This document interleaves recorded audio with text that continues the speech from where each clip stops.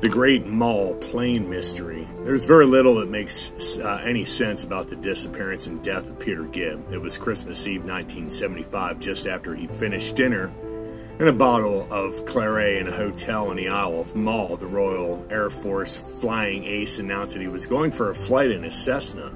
The staff and hotel guests suggested it wasn't such a good idea, to which he responded, "I am not asking permission. I just thought it was a courtesy to let you know. I don't want anyone to fuss." He left his dining companion, Felicity Granger, a former university lecturer.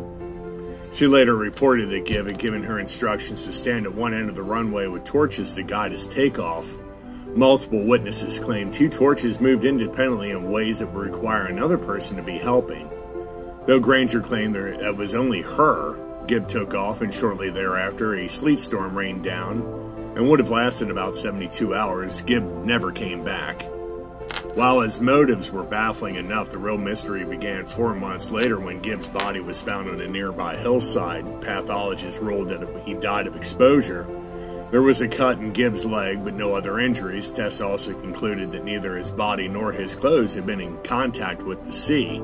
So he definitely exited the plane on land, but no one could ever find the plane. Mull is not a very large island, but at the same land area of Dallas, so the disappearance of the craft was quite troubling.